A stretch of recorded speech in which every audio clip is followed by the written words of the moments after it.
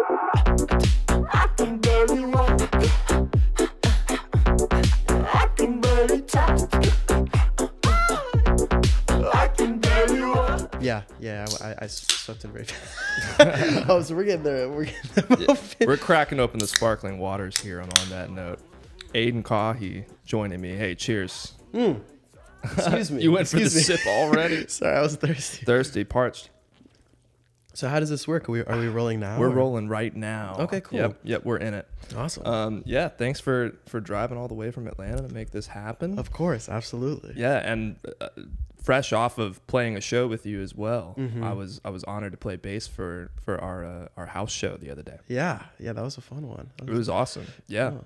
So I also want to talk about Aladdin Sane, David Yes. Bowie, the album Yes. that you chose to display here. If Yes. you're listening, you can also watch on YouTube, see our beautiful faces, David Bowie's beautiful face as well. Mm-hmm. I was telling you before we started the podcast that album, this one, I really just started getting into because I know David Bowie and Ziggy Stardust and all that, Hunky Dory. But this one, everybody knows that look. Yeah. But I don't feel like the album is talked about as much compared to the other ones. No, totally. So I didn't realize it was so free jazz and like crazy. Yeah, it's definitely, it's got a lot of that like avant-garde piano.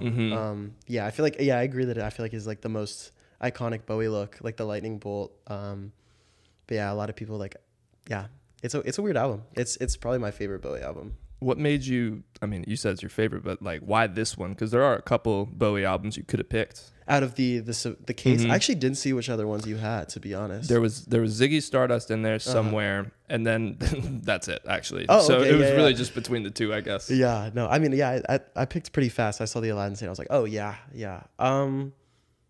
Probably just because this was the Bowie album that I like. Feel like it was the first Bowie album that I like listened to religiously, which was really nice. Yeah. Do you have a favorite song? Probably Time or The Prettiest Star.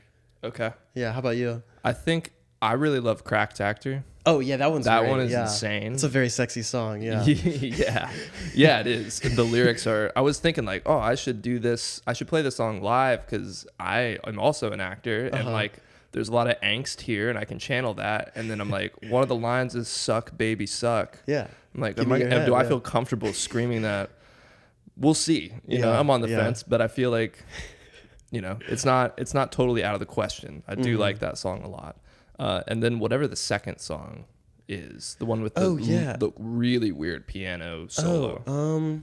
I think it's just Aladdin Sane. Aladdin Sane, yes, yeah, that's the title track because it's "Watch That Man" is the opening track, Yes. which honestly is probably my least favorite song off the album. The It's just opening fi- track? Yeah, it's just fine. Like I Yeah. like it, but it's like all the other songs on the record are like worship, and then that one's like, oh yeah. But Yeah, I kind of feel that I've only listened to it a few times recently, but I kind of feel that once Aladdin Sane comes on, it gets better after that, I would say. yeah. But let's get into the music. I'm excited to chat about all these songs because I have a different perspective on them compared to the other podcasts I've done because I've actually played them with you. Oh wow. And okay. like dissected the bass parts. And you know, we should also promote your show, which will be at Flickr here in Athens, Georgia on December 30th. Yes, is that is correct. Yeah, nice. That's exciting. Who else is on the bill for that? For the bill, we have this rapper named Jack who I haven't met before. I checked out his stuff. It seems great. And then my buddy Aiden Prince, who makes like atmospheric contemporary folk music. Whoa. Yeah. So it's going to be an interesting show. Yeah. He just put out a new project within the last month, and that it is very good. I saw him live at a house show here in Athens. He opened for my friend Cece a while ago at Gothlandistan. Yeah. And he was great live. He was great. He played with an acoustic guitar, and like a huge like pedal board. Yeah, I'm very excited. I am excited to. I should be here for the show. It's either here in Atlanta, but either way, I will try to make it if I'm here. Hell yeah. And you're going to be playing with a trio, correct? Yes, yeah. I'll be playing with AJ on keys and drum machine. You met them. Yep. And then my other bassist Sawyer. Nice. Yeah. So we kind of talked about before we played the house show the other day that you had a bigger band playing these songs from your album Luna and your previous projects as well. And I actually watched a video of you guys playing at Smith's old bar. Yeah. And I was like, oh, whoa, this is crazy to hear these songs in a completely different way than how we played them at the last show. Yeah. So I know we've talked about it, but for the listeners, what made you decide to kind of change up the vibe of your live show, and how would you describe it now? Oh, yeah, that's a great question, Parker. It's almost like I'm interviewing you. Almost like you have it prepared over there. So I was playing with the bigger group for a while. We called it Caughy and the Cosmos was like the coined name for it whenever I brought them on. And I played with like a couple of different players like throughout the time. And I loved it. It was a really good time. And the last time we did that was actually, I believe the last time I played with Cosmos was at Smith's in February. The video you saw was the last time we played. And part of it was because I was away for the summer. I was in Austria for 2 months. Oh, whoa. Yeah, and a lot of the gig players like went on to other gigs. Spencer, who's my guitarist, is now bassist for Gothlandistan. Javari is bassist for Envy Little now. A lot of the people like just didn't have the time anymore. Do you mind bringing that up just a little bit closer to your face? Oh yeah, Sorry. Totally. Yeah, sorry about that. Yeah. No, you're good. How's that? That's perfect. Close enough? Okay, Yeah. cool. But I'll give it a little twist there. This joint right here. Cool. Yeah, I need some better microphone stands. But yeah, no, that was so a lot of people moved on, and then I was just trying to figure out what I wanted to do for my live act, and I loved playing with the Cosmos. And as I'm sure you could tell, it definitely took on like a rockier it was like more theatrical tone. Yeah, for sure. And I missed it in a lot of ways, but I don't know, I wanted to do a setup where it was way more I guess playing into the whole stripped down feel, and I feel like the arrangement that we have right now, the current 3-piece, which you got to see as like the bassist, I feel like is like pretty stripped down and like atmospheric. So I'm playing with like I'm trying to just step up my game with like pedals. So I definitely like I have a delay pedal I'm using for the synth, but I also want to get like a nice reverb and a chorus, and then I have that like vocal processor for the vocals. But yeah. So I definitely think it. As I'm sure you also felt, it was a very different vibe. But yeah, it's been fun to kind of lean into a new feel. What was the hardest part about doing that transition? Because it can be tough when you have everything seemingly figured out, and then people leave, and now you got to figure out a whole new way of translating these songs. Yeah, totally. It's weird translating in that way because it feels like a reset when you're playing with new members. Because at a time I'll be playing with someone that I've been playing for like over a year, and they like know the parts backwards. And then if I'm like treating the songs with someone new, it's kind of like it feels like a reset, which is definitely just like there's like just like a learning curve there. But yeah, it's a cool experience. Also, another thing that I feel like has been hard with it is being comfortable in the lack of energy, or like how open it is with the new setup. Like I feel like Milk and Honey is a very spacious song. Yeah. And it's funny because I listened to the song, like the studio version yesterday, and I forgot that that's how it sounded like because of how we were playing it. Yeah. And you definitely chose to make it more open and spacious live.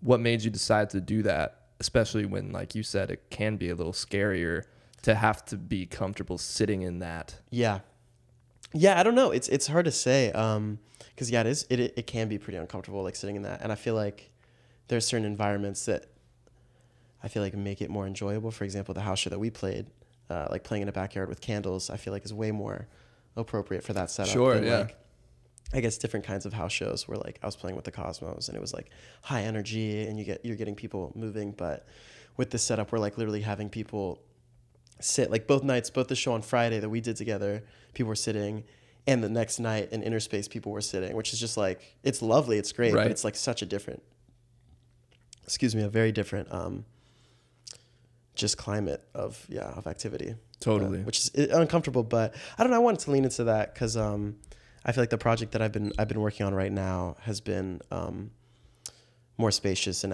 atmospheric. So I've just been like kind of like trying to exercise that in a live setting. Your new project that you're currently working Yeah, on? yeah, That's yeah. right. Yeah, we talked about it for a little bit. I know it's a little bit of ways from coming out, but Yeah. what can you tell the listeners here about this project and maybe, you know, how much, if at all, it differs from Luna, your last album? Yeah, totally. I'm trying to think of what I can say about it, because it's a lot of, I'm still in the process of demoing for it. I've still just been like tracking a lot. I have no idea how long it's going to be, and I have no idea when it's going to be done. If I had to guess, it's like not going to be before the summer, if not even into like next fall. But I'd say it differs. I would say I've been leaning more into the atmospheric and ambient sound. Oh, okay. Yeah, and it still has some numbers on it that are dancier, but it's like I've been leaning into having fun with like atmospheric effects, and like I've been like automating a lot of echoes and doing a lot more throws, which I was doing in Luna, but I've kind of like lent into that working on this project. Which the working title for the project is Waiting Room. I don't know if I told you that. No, Yeah. that's cool. Yeah. Why that title? I just think it sounds very liminal. It does. Yeah. And the project has been sounding very liminal so far, so I thought it would be fitting. Liminal is a great word. I love looking at like weird liminal spaces on Twitter. Yeah. I follow like at liminal spaces, and it's just like the weird, creepy, like playground, like the indoor playground of a Chuck E. Cheese. Yes. There's nothing in there, you know? Yeah. So that's what your album will sound like. That's what I'm going An for. abandoned Chuck E. Cheese. Precisely. I want that to be the way it feels when you're listening to it. Yeah. So is there I know you said ambient is more the direction you're going in. Yeah. Is there an artist or a few artists that have really opened your eyes to this new creative territory where you hear it and you're like, oh, whoa, somebody can actually do this. Like, I kind of want to do that. Absolutely. Yeah. We were, I think, talking about this the other night, actually, but I've been listening to a lot of, I think it's pronounced Infinite Bisou. Oh, yes. Yeah. The British artist that they make like ambient, electronic, also acoustic music. A lot of it is like indie rock, indie jazz, but a lot of their stuff is also like very spacious. And I've been listening to like some of their like side projects as well that they've made. And it's just very like, I just have been really inspired by the texture of it. That's like I want to step up my texture game. I want to like try to be, I don't know. Like I want to be doing the most with the least going on. Especially just spatially, like if you listen to it, it's just like such a space, and it's like jumping out of you. And I don't know, it's just like all the arrangements just take their time, which has been like another thing I've been trying to get comfortable with, is like stepping away from like pop arrangements of like having like, 12 bar verse, and then we're going to go back into the chorus and then the bridge, and like kind of just letting it be free, and maybe in that way like letting the vocals kind of sitting back compared to like the rest of the track. But which they've been a huge inspiration for that. Infinite Bisou? Bisou. Yeah, Bisou, I think is how you say it. I've definitely heard the name, and I've seen this. I feel like I'm thinking of an album cover with like a little squiggly in the middle. Yes, yeah, it's the white with like the face right, like pointing up. Yeah. That's right. Yeah. Yes, yeah. I had a few friends try to put me onto them, and from what I remember, it was very sparse and ambient, and I think maybe I didn't quite have the palette at the time to get into it, so maybe I should give it another go. For sure. But that's interesting you say that about textures, because I feel like in some ways I'm on the same train as you with that, because I've always been since I've started writing songs, I've always been so like focused on just trying to write a catchy melody with a verse and a chorus and bridge, etc., like the typical thing. But there's so much music I love that does not follow that at all. Totally. And it's almost like you have to give yourself permission to get weird with it and get experimental, because, I mean, maybe not everybody feels this way, but for me, it's like, oh, that's not really what I do, but you can. And when you give it a shot, it can be really interesting to see like what kind of things you come up with when you put these limitations of like, no, let's just do one sick melody that will last over this 2-bar or this 2-chord progression thing, and that's it. Yeah. And it's like there's a lot of music I like that's like that, but it's weird. It's almost like you have to make yourself do so much to feel like it's right. Absolutely. Yeah, I totally understand that emotion, especially because I don't know if you feel this way as like, if like whenever you're working as a producer, like feeling like you have to overproduce. Right. And then strip That's it the best back way down. of, Yeah. I should have just said that. No. Yeah, no, it's real though. Like it's because it's, I feel like that's a slippery slope to go down is like trying to overproduce because you're trying to do as much as you can. And then it's so I find it very impressive when artists have like done very little and it's like, oh, it works. Right. Yeah. So you've been making music for a good few years now. Mm-hmm. Yeah. In those few years that you've been writing, recording, releasing projects, what have been one or two of some of the biggest lessons you've learned over this time? Oh man. I would say if I could talk to myself in 2019 or 2020, to not worry about the mixing and mastering as much as I have, especially the mastering when I've like self-mastered and I've been trying to like worry about the loudness of my master. I feel like it's like absolutely something you need to worry about and very important, but it was like to the point where it was like very subtractive and it was like ruining my process of it, like enjoying the music that I had made, which, you know, yeah. So I wish I had known that. Yeah. Another lesson I'm trying to think of. And this is something I'm still working on as an artist, is just like feeling more comfortable with it being imperfect while I'm like getting an idea out. I feel like sometimes I feel a bit too pressured for it to be like, oh, this has to be very good and perfect, rather than like I'm not comfortable enough to just crash and burn while I'm tracking something, which when I had been comfortable crashing and burning, it's been like, oh, some of the things I've done here were terrible, and then some of the things I did there have actually like been some of the stuff that I'm like the most proud about, you know? Yeah. Yeah. It's funny how you can spend so much time on something thinking like, oh no, I got to get this part perfect because it's going to be the most interesting part of the song. And then you end up spending so much time on something that really you should have just left alone after 3 minutes. Absolutely. Yeah. Like trying to nail like the perfect EQ thing to like bring down so that there's not that random harsh sound that only you think is there. Which I'm sure is part of the mastering issue for you as well. Yeah, definitely. It's I think I can't remember which one of my buddies said it. I think it was my buddy Joshua Brooks, who's like a big engineer in like the Athens and Atlanta area. I don't know if you've ever met. What's him. his name? Joshua Rooks. Joshua Rooks. Yeah, I don't think so. So works a lot with Willie, Javi. Oh, Willie's on your album, right? Yes. Yeah. That's cool. Yeah. And I remember I shadowed him in a session once where he was mixing. And he mentioned like, I remember he said, I'm pretty sure it was Joshua. If this is someone else, it's kind of embarrassing, but said something along the lines of like, no one's going to know how much time you spent on it. And there's absolutely a diminishing return on like how long you can listen to mixes and masters before you kind of just lose your, I don't want to say like sanity, but like any kind of grasp of like objective hearing, which I think is super fascinating to think about, especially with music that you produce and make. It's like at what point you do it all gone? For your albums too. Yeah. Write, record, produce, mix. I think it's insane that you master your own stuff too. That's crazy. I would lose my mind. Thank you. With the exception of Cosmo, my first project Shimmer, and then Luna, and then the newest single I put out, I engineered that completely. Cosmo I did not, but yeah, it's definitely like half the battle, I think. Yeah, and it is very tedious to do all of that, and I'm sure you do lose a lot of objectivity. Yeah. Do you have like confidants that you show your tunes to make sure like, you know, that it's on the right track? Absolutely. Yeah. There's I have like good friends I like to show my music just for like an outside perspective, like, oh, you've never heard this before. I like to show my friend. I mentioned CC before, Gothlandistan. I love getting his takes on just anything that I'm working on.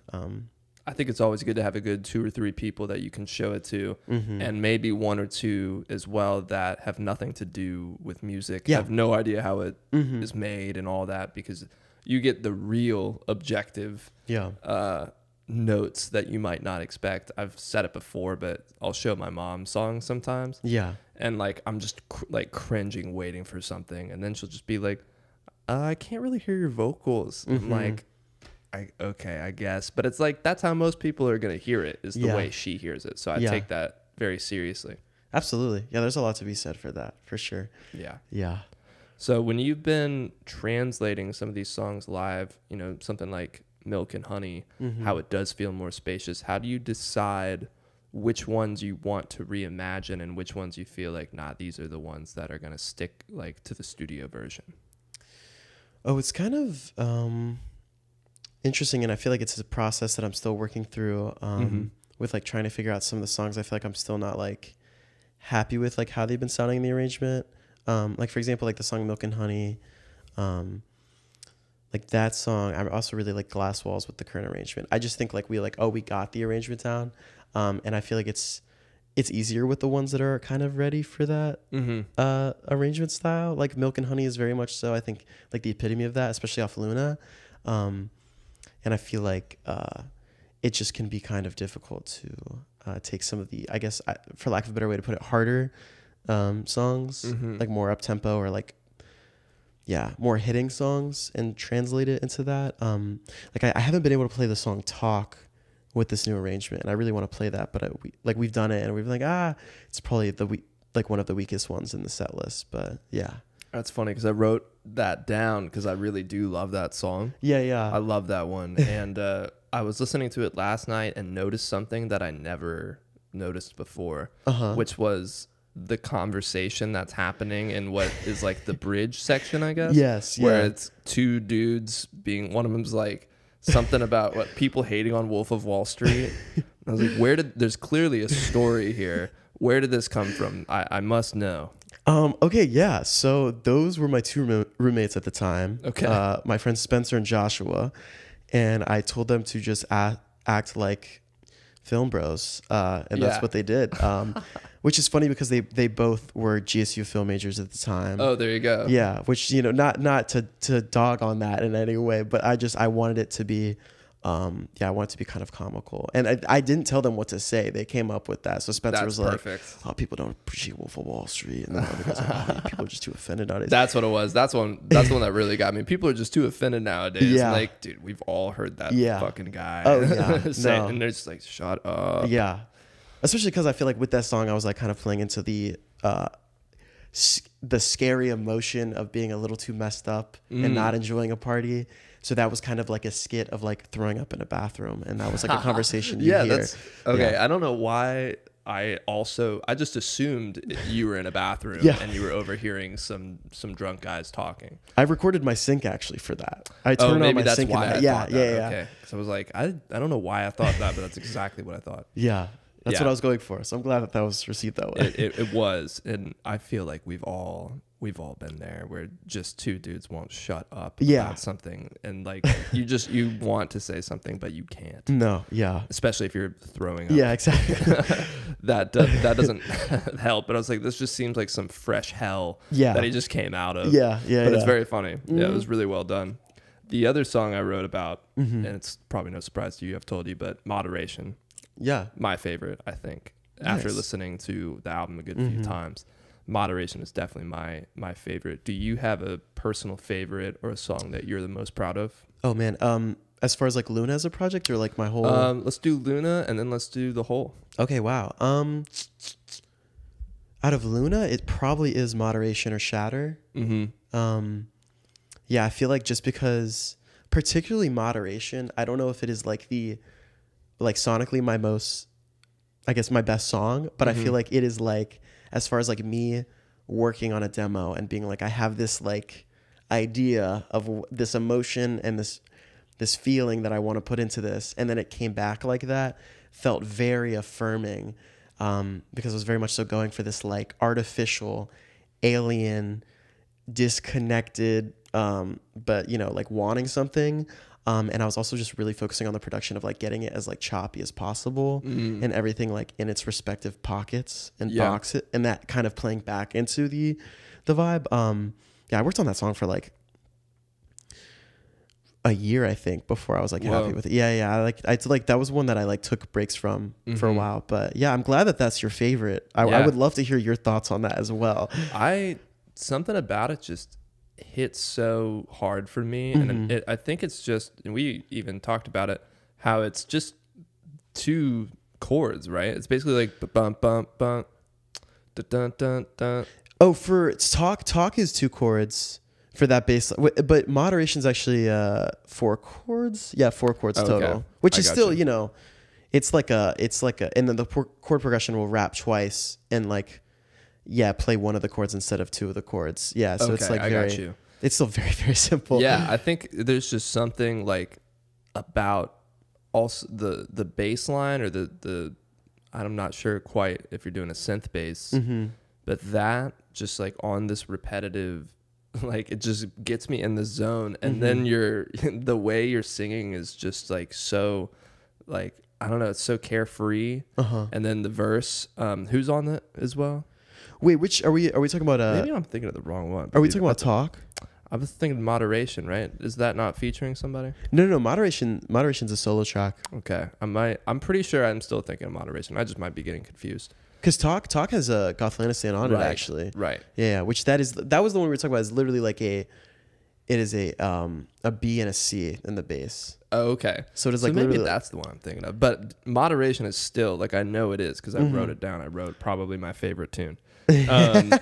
But maybe talk is also up there, and that's just the one I'm thinking of right now. But yeah, if we're talking about talk, then that's why I love that one so much, is because of the groove of the synth bass and the way you guys are just playing around it. Like, it just feels like such a fun song, and I feel like the whole album in general is the soundtrack to like a chill house party, everybody just hanging out. And then it is funny to think about how in talk there's that little skit in there. I'm like, oh, that's another reason why it feels like this house party. Like this whole album is like the soundtrack to a house party.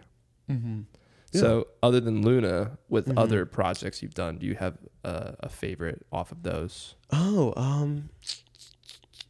I mean, I guess as a whole, probably Glass Walls. I'm also really proud of. I think that's like one of my best songs, like as far as just like how digestible it is.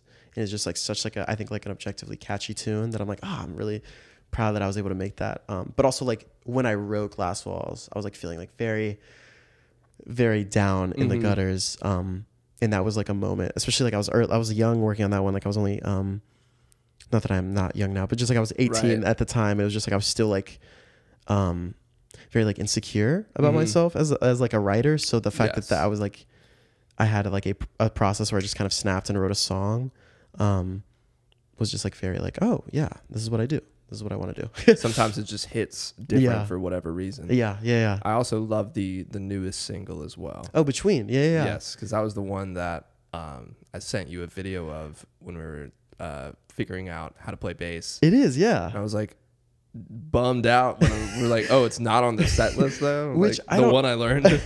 I don't know why I had totally forgot, like blanked. I was like, yeah, that's the set list, and then did not. And then just, I was hoping to add it for the show at Flickr on the 30th. Oh, but there you go. Yeah. So I don't know why that one got left off. Yeah. But I mean, that is a great song. You have so many, like I only have like 8, like I feel like I only have like 8 or 10 songs. Like the idea of leaving some out is like so foreign to me, but you have, I mean, do you have 2 albums? I know you have 1 full album, an EP, couple singles. Yeah. And then I put out a project towards the end of high school called Shimmer. Right. Which I don't know if you've heard that. That's like, I've listened to all of it at least once. It's very, that was also very different. That was a very different time. So yeah, I guess like 2 albums and an EP. Gotcha. With Cosmos, the EP, and then Shimmer in 2020, and then Luna in 2022. And do you have a song or a project that you feel like was the most difficult to complete for whatever reason? It gave you the most trouble? Luna was really difficult to complete. I'm gonna be honest. That actually, like doubling back to the whole like mastering issue was like with me working on a 10 track project that I was like also mixing and mastering. Like I want to say I finished producing. Let me think about this. I finished producing Luna. I think the last song I produced on it was like in May. I put it out in late July. Which actually I guess is pretty late. But before that, most of the songs were done for like months. that I was just like not happy with how the finished product sounded, and that it was to the point where like I almost was scrapping the whole project, like the whole cliche of like, oh yeah, classic, fuck all this. Like, am I allowed to curse on here? Yes. Okay, Yeah, cool. yeah. Fuck all this. Like, I don't want any of it. And then like I would take a month off from listening to it, and then I'd go back and be like, oh wait, yeah, this is. I'd you myself. just need that reprieve. Yeah, which made it very much so a challenge to finish. Yeah, that's why I'm just shocked that you would choose to master your own stuff. I mean, mixing is one thing, and even that is a lot. But like, all my favorite music now is stuff of my own. I mean, is stuff that I did not mix and master at all. Like when I started, I was mixing it, and to this little knowledge I had, it was just going off of instinct, and then using like Lander mastering. Do you know that? No. It's a website. It's just like, right. Yeah. Is it like an AI basically generated, like you like submit the file and it'll like, okay, I see it. Yeah. So, I was like, oh, whatever, it's good enough. And maybe it was at the time, but like to think about having to mix and master my own stuff now just sounds like a nightmare. But really, that's just because the people I've chosen to work with are, I think, fantastic at what they do. Yeah. So I really commend you for taking on that challenge of, not only the challenge of just mixing and mastering, but your brain having to deal with all of that is a lot. Thank you. I appreciate that. It's been a pain in the ass before. Yeah. And are you planning on doing that for this next project as well? Absolutely. Yeah. I plan on hopefully making the project at least partially seamless. I'm hoping to make the whole thing seamless, but that's it. Oh, wow. Which part of me wanted to do that for Luna, and then part of me did not, because I started making it seamless and I was like, oh, I can't keep doing this for a whole project. And then, so now it's the next step is like, okay, how can I make myself even more uncomfortable as an engineer? But I appreciate that a lot, because that's definitely been like, I think one of the biggest challenges as far as putting out music is like being content with a finished product. Yeah. So with this new project, being in the middle of working on it, how do you feel like your previous projects that you've done, Luna, Shimmer, what lessons did you learn from those specific albums that you were like, oh, I'm going to do this again for the next one, or I'm definitely not going to do this again for the next one? Yeah, totally. That's a great question. Damn, that's got me stumped. I'm really trying to think of what I've learned that I don't want to do again, or things that I definitely want to do again. I definitely think I've learned, especially with Luna, thinking about the order of the tracks very early in the project. Like very, very early, I'm thinking about what track is going to be before what, before I'm even like starting to record vocals, or before I'm starting to like think of arrangement. I'm like, okay, where in the project would this be if it sits? And so that's been fun, and that's been really, really fun. That's really interesting. Yeah, it's been because for Cosmo and Shimmer especially, Shimmer was just like kind of like a collection of songs that I put together and did not really think of them as like together. Cosmo I definitely thought of like as together, but the order was like figured out at the last moment. And then Luna was like, as I was going into it, I was like, okay, this is gonna be into here, and I wanted to even like continue that completely. Which, yeah, so that's definitely something I've learned that I want to keep doing. I'm trying to think of anything that I'm like trying not to do. And I definitely, I think I'm trying not to stress too much about, I'm just trying to stress less about it, I think. That's a great goal. Yeah. And it's nearly impossible. Yeah, I think, and it just is like a general thing that we all try to do about everything that we do. But it's like, as far as like me working on music, that's something that I've been like trying to do less, is just like trying to just enjoy it as much as possible, because the things that I have been stressing about previous projects, I've been like, oh, I didn't actually need to worry about that at all, and just using that which I guess that might just be part of like getting older, you know. Yeah. What do you feel like have been the things you've left aside? You're like, this is not worth the stress anymore. Yeah. Like, what do you feel like are some specific things that you've left behind? I think like while tracking vocals, I've definitely been way more comfortable than I used to be. Okay. Yeah, I used to hate tracking vocals, especially just like hearing your voice. Didn't like it. Hearing my voice, didn't like it. It was like, and I feel like I have a better ear now for like when I'm tracking vocals or I'm tracking synths or what have you, having an idea of what it's going to sound like when it's sitting right, and when it's, I don't want to say like processed correctly, but like how is it going to sound in the context of the way that it's going to be glued together. So like when you first, like for example, like recording saxophone initially off the bat, I'm like, Jesus Christ, this tone sounds terrible with this. And then like having an ear for like, well, what can I do to make this sit better? And the texture of it has been something, just back to texture, I'm like trying to get better at. Exactly. Yeah. We didn't even touch the fact that you also ripped the saxophone. Oh, yeah. Thank you. When did you start playing?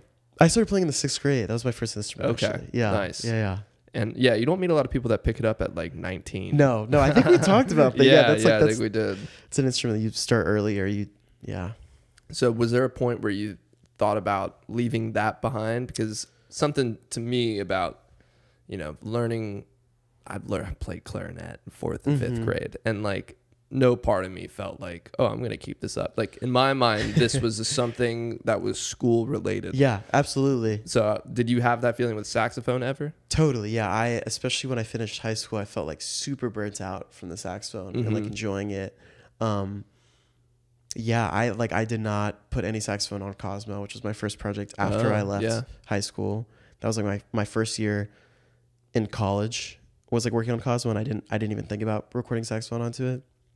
And it wasn't until Luna that I want to start incorporating it. And I've been incorporating it even more in the current project. So it's just like I want to embrace it more, I feel like. Yeah. Do you like Bon Iver?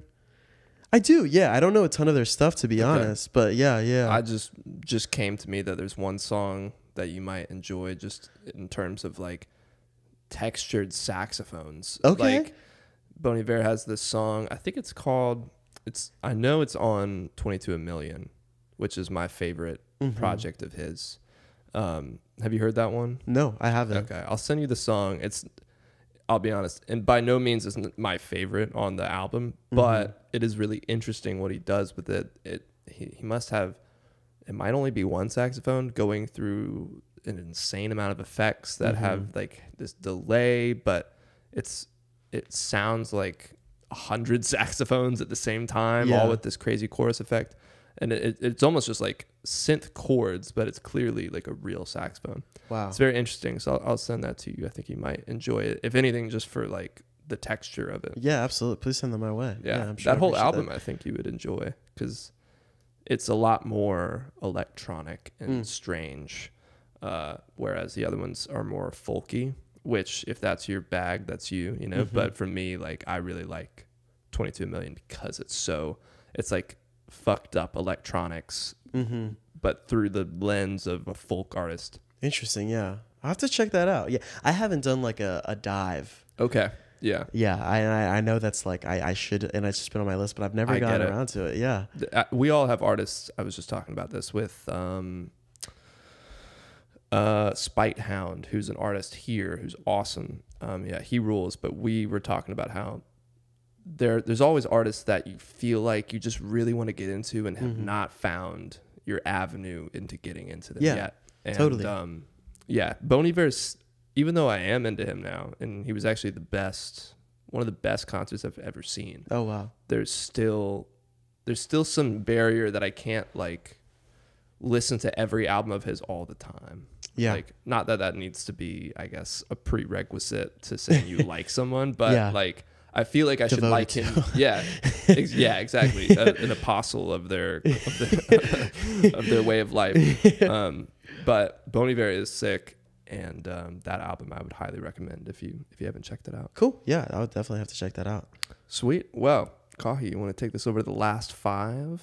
Where I ask you 5 quick questions and absolutely. we're done. Yeah, that flew by. How long have we been talking? We've been doing about 40 minutes. Wow. Okay, cool. Yeah. And I said I'll ask you, but actually the universe will be asking you. Oh, wow. So you're going to pick some pieces of paper out of this bowl here, each with a question, and then you'll just answer it. Okay, cool. Like I'm good to pick any of them. Yep.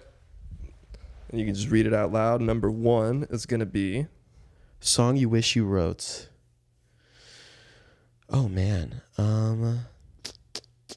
song I wish I wrote. I've been listening to the new King Cruel album a lot recently, and Empty Stomach Space Cadet is a song I wish I wrote. Ooh, that one's not coming to mind, like how it goes, but I do like the album. Yeah, I really like like that album, and I'm not a huge King Cruel person. Oh, okay. Yeah, so this has been the first time that I've like been listening to a project by King Cruel and been like, oh yeah, I really like this like as a whole. Interesting. So you weren't listening to him much before this one? No. Whoa. Yeah. That's wild because I've been a fan. I became a fan after the Ooze, even though that album I don't really love, but I like that one came out, and then I learned about his first album and listened to that all the time. Yeah. I think that's kind of shocking because I really think you would enjoy a lot of songs throughout his whole discography if you like the new one. I think the new one's great. It's a little darker and a little more, I don't know. I guess it's just a little darker, a little gooier. Okay, yeah. But I feel like maybe his other stuff doesn't quite hit that, you know? So if that's what you're into, I totally see that. But I would give a listen to the other ones as well. Cool. Yeah, I'll have to backtrack on that. So Empty Stomach, Space Cadet. Yeah. That's the song. Yeah. That's a good answer. Just especially as far as just like production, it's just like so like I'm like, oh, that's been another thing that I've been like, oh. Yeah. And he also loves to use saxophone as well. Yeah. A lot of cool saxophone, especially talking about texture and mixing is like that's another great example. Yeah, the theme of today is texture. Yeah, I'm gathering. We've been talking a lot about texture. It's important. Yeah, it's important, it is. Aspect. Think about a white noise. Yeah. I'm more of a brown noise. Oh, fan. okay, valid. Yeah. Do you have a preferred color noise? I like pink noise a lot. Pink noise, yeah. When I've heard it, I've been like, oh, that's nice, but I'm not exactly sure what separates it. I've also been trying to get more comfortable with creating drones. Okay. Yeah, there's been some tracks on the current project or the project droney tracks. They're dronier that I like. Yeah, I've never even attempted to try to do something like that, but that would be kind of a fun little challenge. Yeah. All right, let's check question number 2. Number 2, here we go.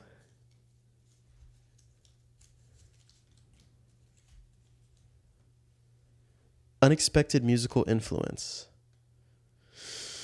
So is this like somebody that I think I listen to that I don't think a lot of people... Yeah, a lot of people wouldn't realize that you're a big fan of this person. I'm a huge Smino fan. Oh, yeah. We were talking about this. Yeah, yes. I've been on, especially recently, like the last 6 months, I've been on a huge Smino kick. Interesting. Yeah, I've been listening to Black Swans a lot. I've been listening to Love for Rent a lot. Okay. I am a really big fan of his production style. Interesting. What about it grabs you?